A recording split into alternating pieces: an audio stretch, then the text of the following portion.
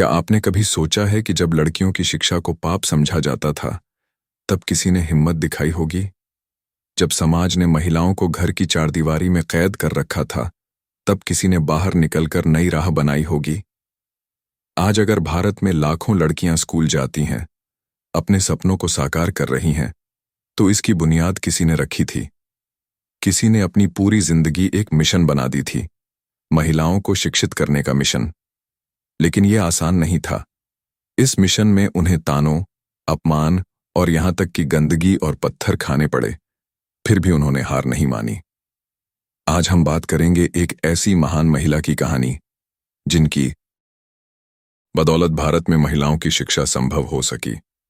एक ऐसी शिक्षिका जिन्होंने समाज की रूढ़ियों से लड़ते हुए हर लड़की को पढ़ाने का सपना देखा। यह कहानी है देश की पहली महिला शिक्षक सावित्रीबाई फुले का। जरा सोचिए, एक ऐसा समय जब लड़की का जन्म होना ही अभिशाप माना जाता था, जब लड़कियों को स्कूल भेजना तो दूर, घर के बाहर निकलने तक की इजाजत नहीं थी, जब यह कहा जाता था कि अगर कोई लड़की पढ़ेगी तो वह बिगड़ जाएगी, उसका परिवार बर्बाद हो जाएगा। आज हमें यह सुनकर अजीब लगता है, लेकिन उस दौर में यह समाज की सच्चाई थी। महिलाओं की शिक्षा को पाप समझा जाता था। पढ़ाई लिखाई सिर्फ पुरुषों का अधिकार था और महिलाओं को बस चूल्हा चौका करने के लिए ही बनाया गया था। सोचिए, जब सावित्रीबाई फुले ने यह सपना देखा कि लड़कियों को पढ़ना चाहिए, तब उनके खिलाफ कितनी आवाजें उठी होंगी। जब उन्होंने स्कूल खोलने का फैसला किया, तब उन्हें रोकने के लिए लोग किस हद तक गए होंगे। उन्हें हर कदम पर अपमान सहना पड़ा। समाज ने उन्हें ताने दिए, गालियां दी। लोग कहते थे, औरत अगर पढ़ेगी तो परिवार का नाश हो जाएगा। उन्हें डराया गया, धमकाया गया, लेकिन उन्होंने हार नहीं मानी। रास्ते में जाते हुए उन पर कीचड़ फेंका जाता था, गंदगी उछाली जाती थी, कभी उन पर पत्थर बरसाए जाते थे, लेकिन सावित्रीबाई ने कभी पीछे मुड़कर नहीं देखा। वह हर दिन एक अतिरिक्त साड़ी लेकर निकलती थीं, ताकि जब उनके कपड़े गंदे कर दिए जाएं, तो वह बदल सकें और अपने मिशन पर आगे बढ़ सकें। जरा सोचिए, कैसा होगा वह समय जब समाज की मानसिकता इतनी संकीर्ण थी कि महिलाओं को शिक्षा देने पर एक क्रांति जैसी स्थिति बन गई थी। पर सावित्रीबाई डरी नहीं। उन्होंने हर मुश्किल को चुनौती माना और समाज की इन रूढ़ियों को तोड़ने की ठानी। आज हम जिस शिक्षा व्यवस्था पर गर्व करते हैं, जिस अधिकार के लिए हम संघर्ष नहीं करना पड़ता, वो सिर्फ इसलिए संभव हुआ क्योंकि किसी ने कभी डर को नकारा और आगे बढ़ने की ठानी। सावित्रीबाई फुले ने ठानी। सावित्रीबाई फुले का जन्म एक साधारण परिवार में जन्मी लड़की एक दिन पूरे देश की तकदीर बदल देगी। क्या कोई अंदाजा लगा सकता है कि जिस लड़की को पढ़ने तक की इजाजत नहीं थी, वह एक दिन भारत की पहली महिला शिक्षक बनेगी? यह कहानी है सावित्रीबाई फुले की, जिनका जन्म 3 जनवरी 1831 को महाराष्ट्र के नायगांव गांव में हुआ। यह वह दौर था जब लड़कियों की शिक्षा का सवाल तक नहीं उठता था। उस समय का समाज महिलाओं को दोयम दर्जे का नागरिक मानता था। उनके लिए सिर्फ एक ही राह थी, शादी करो, परिवार संभालो और घर तक सीमित रहो। सावित्रीबाई का जन्म एक किसान परिवार में हुआ था। उनके माता पिता बहुत सामान्य जीवन जीते थे और उस समय की परंपरा के अनुसार लड़कियों की पढ़ाई लिखाई पर कोई ध्यान नहीं दिया जाता था। सावित्रीबाई भी बाकी लड़कियों की तरह थीं, शिक्षा से वंचित, समाज के बनाए नियमों में बंधी। लेकिन किसे पता था कि यह लड़की एक दिन लाखों लड़कियों के लिए उम्मीद की किरण बन जाएगी। उस समय लड़कियों की शादी बहुत छोटी उम्र में कर दी जाती थी। सावित्रीबाई की शादी भी महज 9 साल की उम्र में हो गई थी। उनके पति ज्योतिराव फुले उस समय के समाज से बहुत आगे सोचते थे। वह मानते थे कि शिक्षा का अधिकार सिर्फ पुरुषों तक सीमित नहीं होना चाहिए, बल्कि महिलाओं को भी इसका हक मिलना चाहिए। शादी के बाद सावित्रीबाई के जीवन में सबसे बड़ा बदलाव आया। ज्योतिराव फुले ने उनकी शिक्षा की नींव रखी। उन्होंने खुद सावित्रीबाई को पढ़ाना शुरू किया। यह किसी चमत्कार से कम नहीं था, क्योंकि उस समय कोई पुरुष अपनी पत्नी को पढ़ाने की बात सोच भी नहीं सकता था। लेकिन ज्योतिराव ने समाज की परवाह नहीं की। सोचिए, जब पूरे समाज ने महिलाओं की शिक्षा के खिलाफ दीवार खड़ी कर रखी थी, तब एक पति अपनी पत्नी को पढ़ा रहा था, उसे किताबों की ताकत दे रहा था। सावित्रीबाई भी इस अवसर को समझ चुकी थीं। उन्होंने न केवल पढ़ाई में रुचि दिखाई, बल्कि उन्होंने ठान लिया कि वह खुद शिक्षिका बनेंगी, ताकि और लड़कियों को भी पढ़ने का अवसर मिले। लेकिन यह सफर आसान नहीं था। जब सावित्रीबाई पढ़ने लगीं, तब भी उन्हें तानों और विरोध का सामना करना पड़ा। उनके परिवार के लोग और समाज के ठेकेदार इसे गलत समझते थे, पर सावित्रीबाई ने समाज के नियमों को चुनौती दी। उन्होंने खुद को साबित किया कि शिक्षा से बड़ा कोई वरदान नहीं होता। कई बार हमें लगता है कि हमारी परिस्थिति हमें रोक रही है, कि अगर हमारा जन्म किसी गरीब परिवार में हुआ है या हमें मौके नहीं मिले तो हम कुछ नहीं कर सकते। लेकिन सावित्रीबाई फुले की कहानी हमें सिखाती है कि अगर इरादे मजबूत हों तो कोई भी मुश्किल हमें रोक नहीं सकती। आज हम जिस शिक्षा का लाभ उठा रहे हैं, वह केवल इसलिए संभव हुआ क्योंकि एक लड़की ने अपने सपनों को मरने नहीं दिया, क्योंकि एक लड़की ने समाज के बनाए हुए बंधनों को तोड़ने की हिम्मत की। और यह सिर्फ शुरुआत थी। सावित्रीबाई फुले का असली संघर्ष तो अभी बाकी था। कहते हैं, अगर जीवन में सही मार्गदर्शन मिल जाए तो कोई भी लक्ष्य असंभव नहीं होता। और सावित्रीबाई फुले को वह मार्गदर्शन मिला उनके जीवन साथी से, ज्योतिराव फुले से। जरा सोचिए, एक ऐसा समाज जहां पति पत्नी के बीच बातचीत तक सीमित होती थी, जहां महिलाओं को केवल घर तक सीमित कर दिया गया था, वहां एक पति अपनी पत्नी को शिक्षित करने के लिए खुद शिक्षक बन जाता है। यह सिर्फ एक परिवार की कहानी नहीं थी, यह एक क्रांति की शुरुआत थी। ज्योतिराव फुले खुद उस समय के समाज से बहुत आगे की सोच रखते थे। वह मानते थे कि शिक्षा का अधिकार केवल पुरुषों तक सीमित नहीं होना चाहिए, बल्कि महिलाओं को भी शिक्षित होना चाहिए।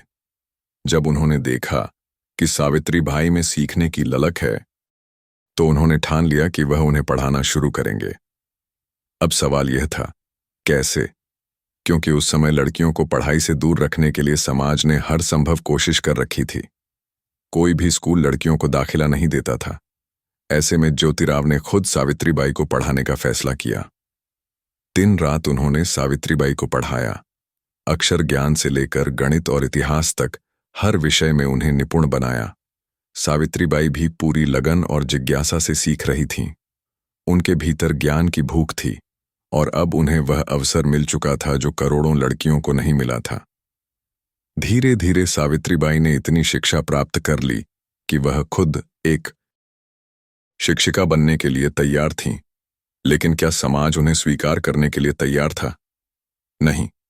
उनके कदम कदम पर रोड़े अटकाए गए, ताने मारे गए। लोग कहते थे, एक औरत अगर पढ़ेगी तो समाज बिगड़ जाएगा।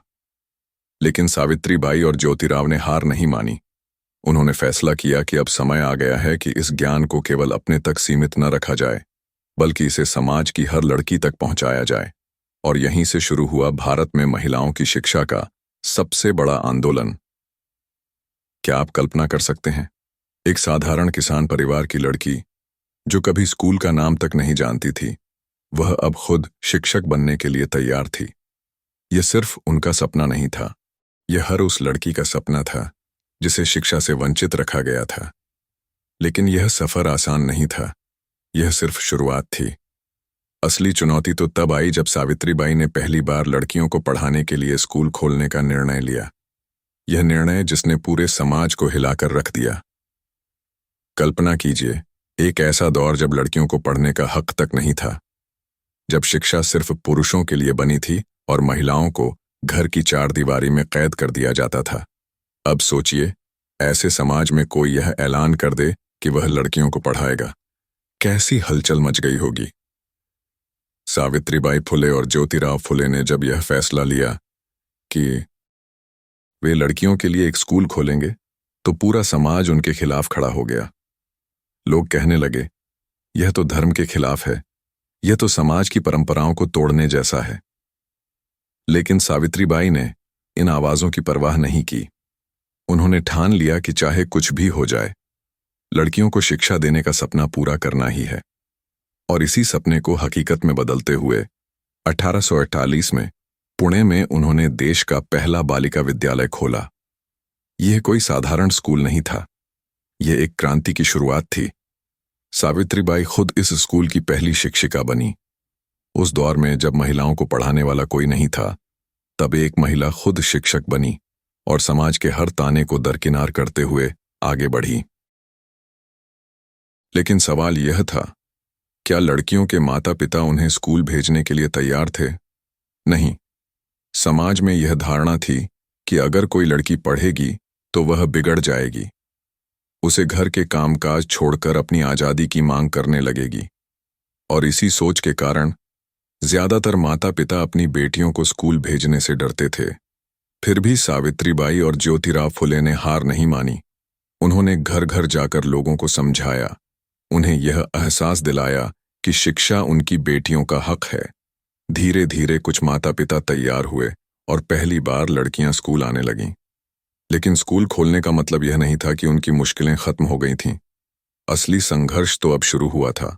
हर दिन उन्हें समाज के गुस्से का सामना करना पड़ता था। कभी कोई स्कूल पर हमला कर देता, कभी लोग उनके खिलाफ नारे लगाते। लेकिन सबसे बड़ी चुनौती तब आई जब सावित्रीबाई को खुद निशाना बनाया जाने लगा।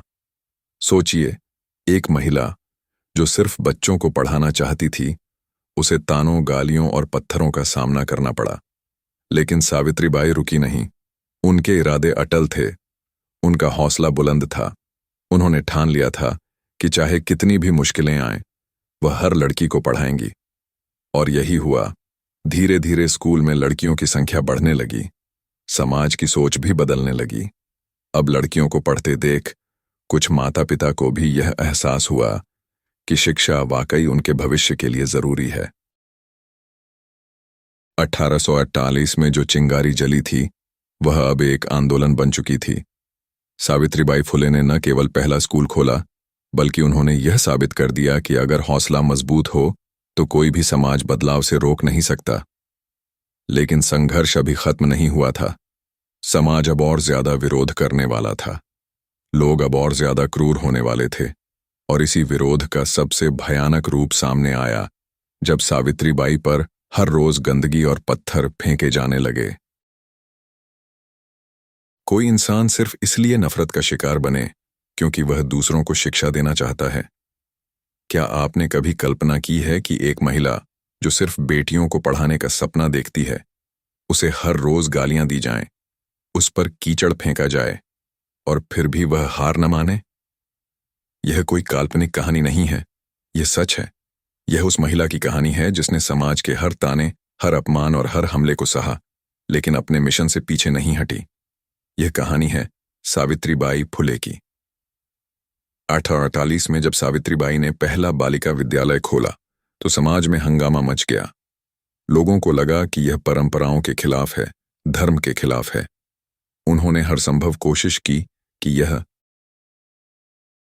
स्कूल बंद हो जाए, लेकिन जब वे इसे रोक नहीं पाए तो उन्होंने सीधे सावित्रीबाई को निशाना बनाना शुरू कर दिया। हर रोज जब सावित्रीबाई स्कूल जाने के लिए निकलतीं तो रास्ते में समाज के ठेकेदार उनका अपमान करने के लिए तैयार खड़े रहते। उन पर कीचड़ फेंका जाता, गंदगी उछाली जाती, गालियां दी जाती, उन्हें डराने की कोशिश की जाती। लेकिन सावित्रीबाई हर दिन एक नई साड़ी लेकर घर से निकलती थीं, ताकि अगर उनके कपड़े गंदे कर दिए जाएं तो वह स्कूल पहुंचकर बदल सकें और पढ़ाने का काम जारी रख सकें। सोचिए, एक अकेली महिला जिसने समाज की बंदिशों को तोड़ने की ठान ली थी, वह हर रोज अपमान का सामना कर रही थी। लेकिन रुकी नहीं। उनके चेहरे पर कभी डर नहीं आया, कभी थकान नहीं दिखी, क्योंकि उन्हें पता था कि अगर वह हार गईं तो लाखों बेटियों का सपना अधूरा रह जाएगा। लेकिन यह विरोध सिर्फ सड़क तक सीमित नहीं था। कई बार स्कूल पर हमला हुआ, किताबें फाड़ी गईं, लड़कियों को धमकाया गया। समाज के ठेकेदारों को यह मंजूर नहीं था कि कोई उनकी बनाई हुई दीवारों को तोड़े। लेकिन सावित्रीबाई ने हार नहीं मानी। उन्होंने ज्योतिराव फुले के साथ मिलकर और भी अधिक लड़कियों को पढ़ाना शुरू किया। धीरे धीरे सावित्रीबाई ने सिर्फ एक स्कूल तक खुद को सीमित नहीं रखा। उन्होंने कई और स्कूल खोले और जब समाज ने देखा कि उनकी धमकियों का कोई असर नहीं हो रहा, तो उन्होंने एक और तरीका अपनाया, सावित्रीबाई और ज्योतिराव को समाज से बाहर करने का। हाँ, सावित्रीबाई और ज्योतिराव फुले को उनके ही परिवार और जाति से निकाल दिया गया। उन्हें अछूत कहा गया, उन्हें बेघर कर दिया गया, उनके अपने रिश्तेदारों ने उनका साथ छोड़ दिया। लेकिन क्या इससे उनके हौसले कम हुए? नहीं, बल्कि यह उनके लिए एक नया अवसर बन गया। अब सावित्रीबाई और भी अधिक ताकत से अपने मिशन में जुट गईं। उन्होंने समाज की उन लड़कियों को अपनाया जिन्हें कोई अपनाने को तैयार नहीं था। विधवाओं को शिक्षित करना शुरू किया, दलित और पिछड़े वर्ग की लड़कियों को पढ़ाने का बीड़ा उठाया। समाज का विरोध बढ़ता गया, लेकिन सावित्रीबाई की रोशनी भी फैलती गई। उनकी हिम्मत ने यह साबित कर दिया कि कोई भी बदलाव आसान नहीं होता, लेकिन अगर इरादे मजबूत हों तो दुनिया की कोई भी ताकत आपको रोक नहीं सकती। आज हम जो शिक्षा प्राप्त कर रहे हैं, वह सिर्फ इसलिए संभव हुआ क्योंकि एक महिला ने हर पत्थर, हर अपमान को सहा और अपने रास्ते से डिग्गी नहीं। लेकिन सावित्रीबाई का संघर्ष यहीं खत्म नहीं हुआ था, यह तो बस शुरुआत थी। अब उन्होंने एक और ऐसा कदम उठाया जिसने पूरे समाज को हिलाकर रख दिया। क्या समाज का निर्माण केवल कुछ गिने चुने लोगों के लिए हुआ है? क्या इंसान की कीमत सिर्फ उसकी जाति और लिंग से तय की जाएगी? क्या विधवाओं और दलितों का कोई भविष्य नहीं हो सकता? जब सावित्रीबाई फुले ने समाज को बदलने का फैसला किया, तो उन्होंने सिर्फ लड़कियों की शिक्षा तक खुद को सीमित नहीं रखा। उन्होंने उन सभी के लिए आवाज उठाई जिन्हें समाज ने दबा कर रखा था। उन विधवाओं के लिए जिनका जीवन उनके पति की मृत्यु के बाद एक अंधेरे में बदल जाता था। उन दलितों के लिए जिन्हें इंसान तक नहीं समझा जाता था। 19वीं शताब्दी का भारत एक ऐसा समय जब विधवाओं को पुनर्विवाह की इजाजत नहीं थी, बल्कि उन्हें सफेद कपड़े पहनाकर समाज से अलग कर दिया जाता था। कई बार तो कम उम्र की विधवाओं को घर से निकाल दिया जाता या उन्हें आत्महत्या के लिए मजबूर कर दिया जाता था। लेकिन सावित्रीबाई ने इस अन्याय को सहन नहीं किया। उन्होंने एक ऐसा कदम उठाया जिससे पूरा समाज हिल गया। उन्होंने विधवा महिलाओं के लिए एक आश्रम खोला जहां वे सुरक्षित रह सकें, शिक्षा प्राप्त कर सकें और आत्मनिर्भर बन सकें। यह किसी क्रांति से कम नहीं था। उस दौर में जब विधवाओं को अपशकुनी माना जाता था, तब सावित्रीबाई ने उन्हें सम्मान के साथ जीने का अधिकार दिलाने की शुरुआत की। लेकिन सबसे बड़ा साहसिक कदम तब आया जब उन्होंने विधवा महिलाओं को उनके नवजात शिशुओं की रक्षा करने का अधिकार दिया। उस समय समाज में एक भयावह परंपरा थी। अगर किसी विधवा के गर्भ में संतान आ गई, तो उसे या तो मार दिया जाता था या समाज के डर से वह खुद नवजात को नदी या कुएं में फेंक देती थी। यह कितनी अमानवीय बात थी। सावित्रीबाई ने इस भयावह प्रथा को रोकने के लिए अपने घर के बाहर एक पालना रखवाया। उन्होंने समाज से कहा, अगर कोई मां अपने बच्चे को मारने पर मजबूर हो तो उसे कुएं में न फेंके, उसे यहां छोड़ जाए। हम उसका पालन पोषण करेंगे। यह कदम समाज के लिए एक तमाचा था। यह एक नई रोशनी थी उन बच्चों के लिए जिन्हें दुनिया में आने से पहले ही मिटा दिया जाता था। लेकिन सिर्फ विधवाएं ही नहीं, सावित्रीबाई फुले ने दलितों के लिए भी संघर्ष किया। उस दौर में जाति के आधार पर भेदभाव अपनी चरम सीमा पर था। दलितों को शिक्षा लेने का अधिकार नहीं था, उन्हें मंदिरों में प्रवेश नहीं करने दिया जाता था और उन्हें अछूत मानकर हर जगह अपमानित किया जाता था। लेकिन सावित्रीबाई ने इन भेदभावों को नकारते हुए दलितों को शिक्षित करने का फैसला किया। उन्होंने उनके लिए अलग स्कूल खोले ताकि वे भी ज्ञान प्राप्त कर सकें और अपने पैरों पर खड़े हो सकें।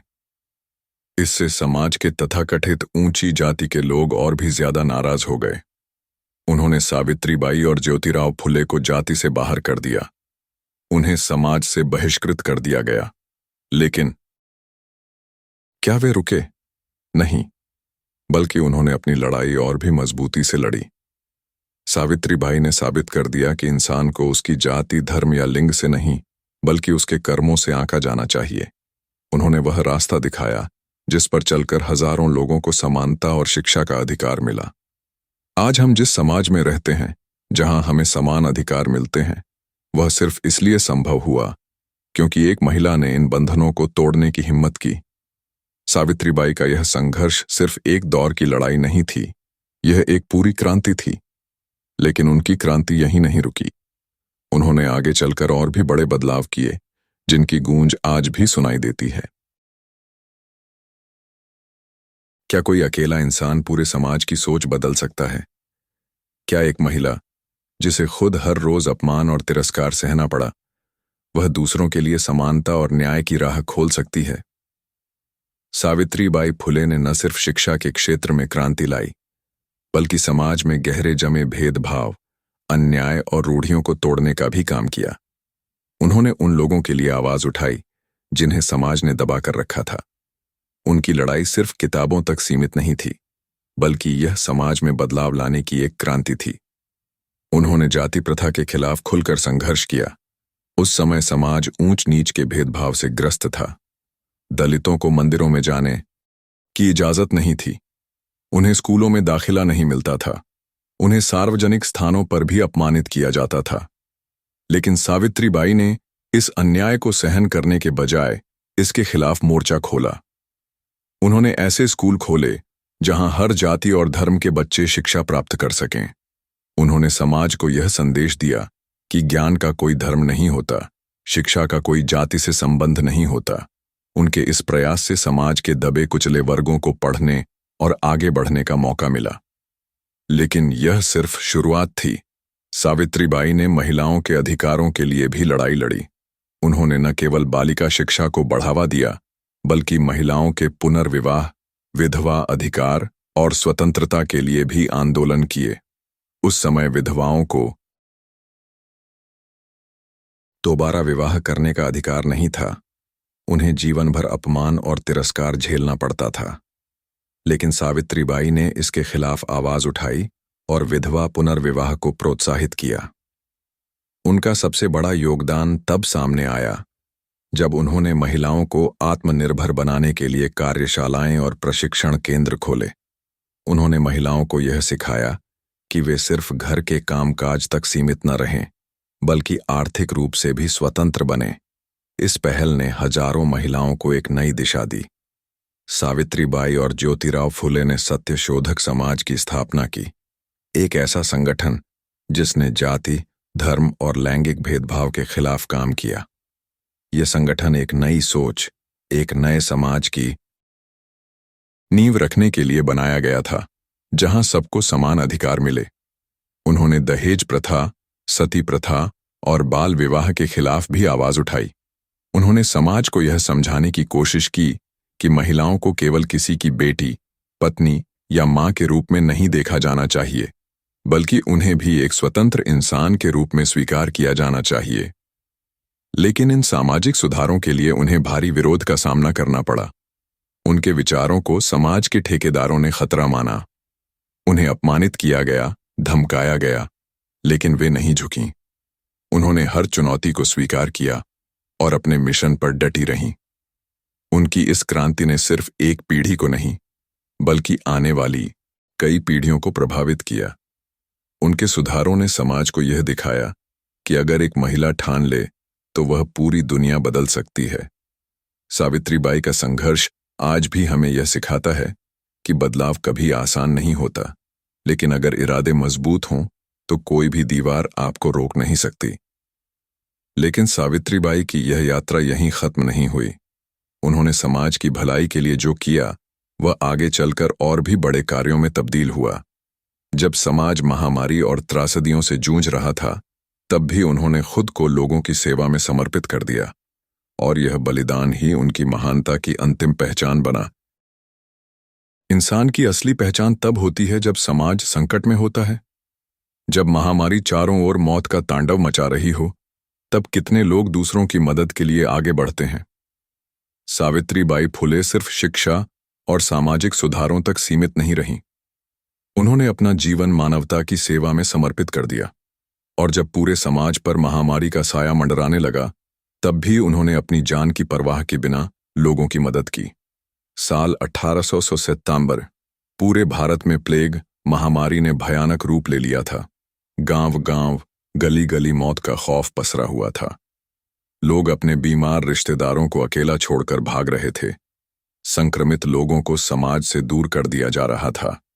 लेकिन इसी कठिन समय में सावित्रीबाई फुले ने एक बार फिर अपना कर्तव्य निभाने की ठानी।